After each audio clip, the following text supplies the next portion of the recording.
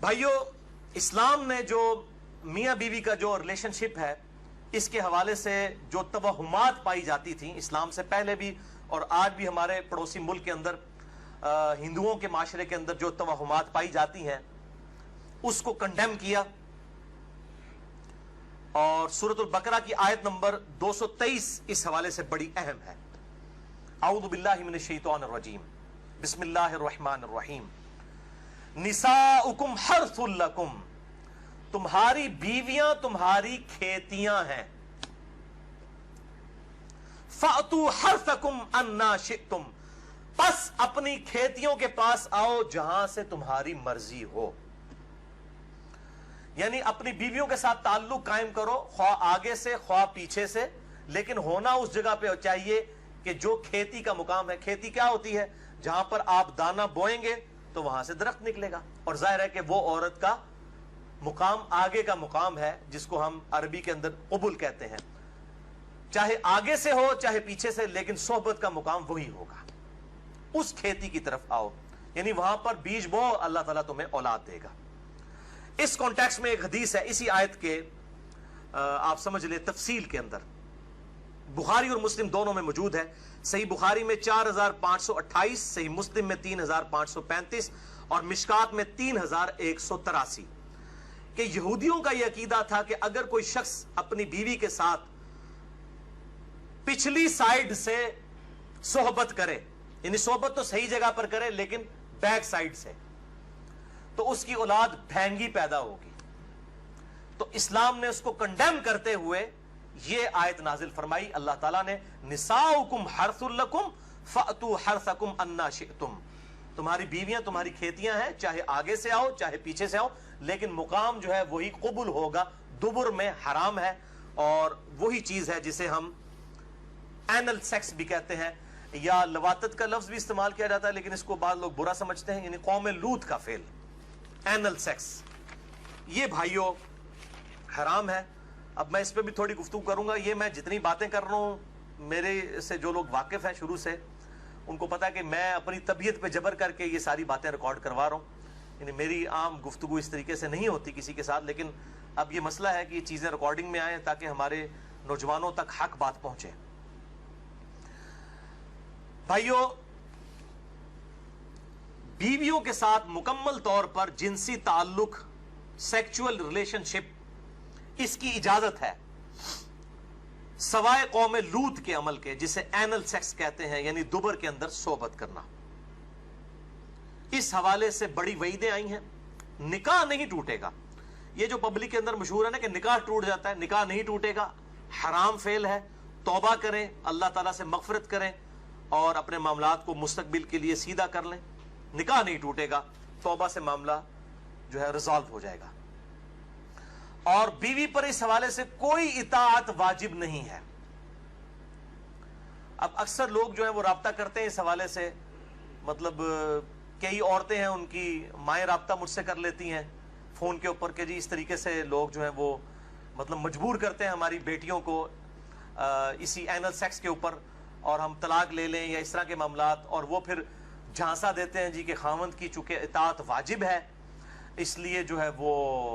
بیویوں کو چاہیے کہ وہ حکم مانے۔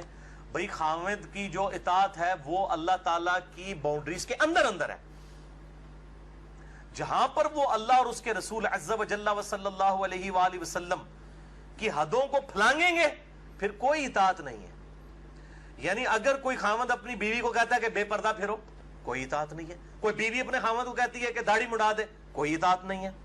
یا کوئی خاوند کہتا ہے جی مجھے لمبے ناخن بڑے پسند ہیں تو میری بیوی لمبے ناخن رکھے۔ صحیح مسلم میں حدیث ہے کہ 40 دن تک کی آپ صلی اللہ علیہ وسلم نے حد مقرر فرمائی ہے، اس کے اندر ضرور ناخن کاٹ لینے۔ یہ بھی ذوالحجہ کے دن چل رہے ہیں اور یہ میرے ناخن بڑے ہوئے ہیں تو مجھے بڑی کوفت ہو رہی ہے، ظاہر ہے وہ اب ایک شریعت کو فالو کرنا ہے۔ قربانی کے بعد یہ مونچھیں میری کافی بڑھ گئی ہیں تو مجھے بڑی فیل ہو رہی ہیں، اور مجھے نہیں سمجھ آتی اتنے لمبے لمبے ناخن رکھنا، پھر انہی ہاتھوں کے ساتھ استنجا بھی کرنا ہوتا ہے، اور پھر پاکیزگی کا کس طریقے سے اہتمام ہو سکتا ہے، پھر انہی ہاتھوں کے ساتھ روٹی بھی کھانی ہوتی ہے، بڑا مشکل کام ہے، لیکن یہ فتنہ عام ہوا ہوا ہے۔ اور اسی طریقے سے یہ خواہ مخواہ جو ہے یہ آئی بروز کا چکر ہے جی، خامن کو خوش کرنے کے لیے کر رہے ہیں۔ بھائی خامن کو خوش کرنے کے لیے آپ نے شریعت کی حدیں تو نہیں توڑنی، اس پہ میرا مسئلہ نمبر 32 ایکسکلوسیو ریکارڈ ہے، مسلمان مردوں اور عورتوں کے بالوں اور باقی اعضاء کے صحیح احکام و مسائل، اہل سنت پاک.com پہ، جسے شوق ہو تو وہ دیکھ سکتا ہے۔ قوم لوط کا عمل ہے،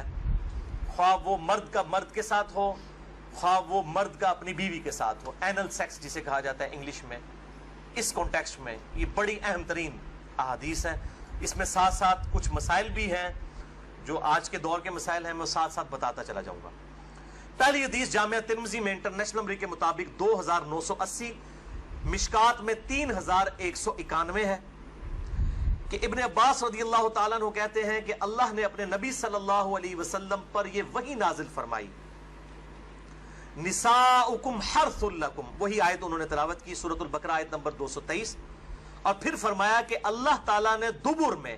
یعنی پیٹھ میں اینل سیکس کرنے سے، قوم لوط کا عمل کرنے سے، بیویوں کے معاملات میں بھی منع فرمایا، اور حالت حیض میں بھی اپنی بیویوں سے ازدواجی تعلق قائم کرنے سے منع فرمایا۔ ازدواجی تعلق سے مراد انٹرکورس ہے حالت حیض میں،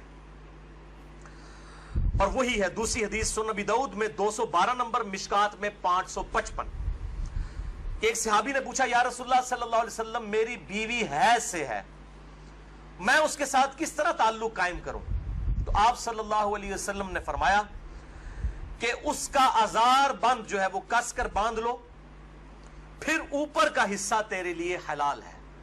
یعنی شرمگاہ کے ساتھ انٹرکورس نہیں، باقی جسم کے ساتھ مباشرت کی جا سکتی ہے۔ اور وہی حدیث ہے جس کے اوپر منکرین حدیث بھی اعتراض کرتے ہیں کہ قرآن میں ہے کہ حیض کی حالت میں عورتوں سے الگ رہو، اور بخاری اور مسلم میں حدیث ہے کہ نبی صلی اللہ علیہ وسلم اپنی بیویوں سے حالت حیض میں بھی مباشرت کرتے تھے، لیکن وہ پوری حدیث نہیں پڑھتے، وہ پوری حدیث اس طرح ہے۔ تیسری حدیث صحیح بخاری میں 302، صحیح مسلم میں 680 ہے کہ اما عائشہ رضی اللہ تعالیٰ عنہ کہتی ہیں کہ نبی صلی اللہ علیہ وسلم جب امہات المومنین سے ازدواجی تعلق قائم فرمانا چاہتے جبکہ وہ حالت حیض میں ہوتی، تو ان کو حکم دیتے کہ وہ ایک آزار بند باندھ لیں، پھر آپ صلی اللہ علیہ وسلم باقی جسم کے ساتھ اپنی بیویوں کے ساتھ مباشرت کرتے تھے۔ تو انٹرکورس حالت حیض میں حرام ہے، لیکن باقی جسم جو ہے وہ حلال ہے، اور بیوی کو ساتھ لٹائیں، یہ جو ہندوانہ معاشرے میں ہے کہ یہ ناپاک ہو جاتی ہے، یا اس طریقے سے اور معاشروں کے اندر، تو اسلام میں اس کی کوئی گنجائش نہیں۔ صحیح مسلم میں حدیث ہے، آپ صلی اللہ علیہ وسلم مسجد نبوی میں تھے، آپ نے مسجد نبوی کی کھڑکی سے اما عائشہ رضی اللہ تعالیٰ عنہ سے کہا کہ مجھے میرا بسترا پکڑا دو، تو انہوں نے کہا یا رسول اللہ میں حیض سے ہوں، آپ نے فرمایا حیض تیرے ہاتھوں میں تو نہیں گھس گیا، یہ تو حکم ہی نجاست ہے۔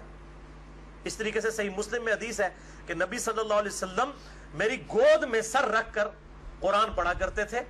حالانکہ میں حالت حیض میں ہوا کرتی تھی۔ تو یہ حالت حیض حکمی نجاست ہے، اس میں عورت آٹا بھی گوندھ سکتی ہے اور کھانا بھی پکا سکتی ہے، کوئی مسئلہ نہیں ہے۔ اسی طریقے سے اگر کسی پہ غسل فرض ہے تو بس اتنا ڈیلے نہ کرے کہ نماز قضا ہو، باقی وہ کوئی حقیقتاً تو پلید نہیں ہے، حکمی نجاست کے اعتبار سے ہے۔ بخاری اور مسلم کی متفق علیہ حدیث ہے، حضرت ابو ہریرہ کہتے ہیں مجھ پہ غسل فرض تھا، نائٹ فال احتلام کی وجہ سے میں جا رہا تھا، آپ صلی اللہ علیہ وسلم راستے میں ملے اور آپ صلی اللہ علیہ وسلم مجھ سے گفتگو فرمانے لگے، میں چپکے سے کھسکا جا کے غسل کر کے واپس آیا۔ آپ نے فرمایا ابو ہریرہ کہاں گئے تھے؟ کہ یا رسول اللہ میں ناپاک تھا تو غسل کرنے گیا۔ آپ نے فرمایا مومن کبھی ناپاک نہیں ہوتا، یہ حکمی نجاست ہے، حقیقتاً تو نہیں۔ حکمی یہ ہے کہ شریعت کے پوائنٹ آف ویو سے نماز پڑھنے کے اعتبار سے انسان جو ہے وہ اس کے لیے غسل ضروری ہے۔ اب جس شخص کا وضو نہیں ہے وہ ناپاک تو نہیں ہے، لیکن نماز پڑھنے کے اعتبار سے ناپاک ہے، نماز کے لیے اسے وضو کرنا پڑے گا۔ اس کو کہتے ہیں حکمی نجاست، حقیقی نجاست الگ ہے، حکمی الگ۔ اس میں میں نے بڑی ڈیٹیل سے لیکچر دے دیا ہے، مسئلہ نمبر 42، عورتوں کے حیض و نفاس کے مسائل، وضو، غسل، استنجا، بڑی ڈیٹیل کے ساتھ تقریباً 2.25 گھنٹے کی گفتگو ہے اہل سنت پاک.com پہ۔ چوتھی حدیث جامعہ ترمذی میں 135، سنن ابن ماجہ میں 639، مشکات میں بھی موجود ہے 551 نمبر، کہ آپ صلی اللہ علیہ وسلم نے فرمایا، 3 چیزیں فرمائی۔ نمبر 1، جس شخص نے حیض والی عورت سے انٹرکورس کیا، ازدواجی تعلق قائم کیا۔ نمبر 2، جس نے کسی عورت کے ساتھ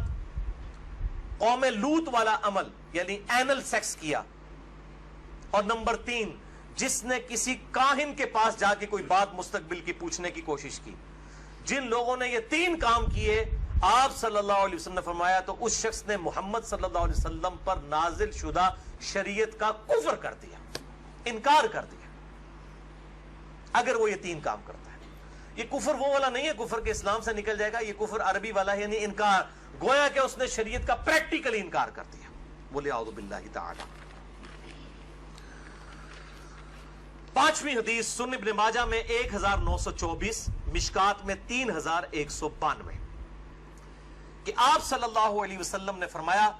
بے شک اللہ تعالیٰ حق کہنے میں شرم محسوس نہیں کرتا، تم عورتوں کی پیٹھ میں مباشرت مت کرو، ان کے ساتھ انٹرکورس اینل سیکس والا مت کرو۔ چھٹی حدیث سنن ابی داؤد میں 2162 اور مشکات میں 3193، کہ آپ صلی اللہ علیہ وسلم نے فرمایا جو شخص اپنی بیوی کے ساتھ قوم لوط والا عمل کرے اللہ کے ہاں وہ ملعون ہے، اللہ کی لعنت ہے اس پر، وہ اللہ کی رحمت سے دور ہے۔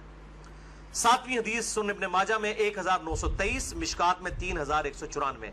کہ آپ صلی اللہ علیہ وسلم نے فرمایا جو شخص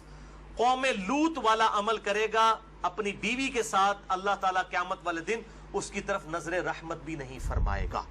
وَلِعَاذُ بِاللَّهِ تَعَالَى۔ اور آٹھویں حدیث جامعہ ترمذی میں 1165، مشکات میں 3195،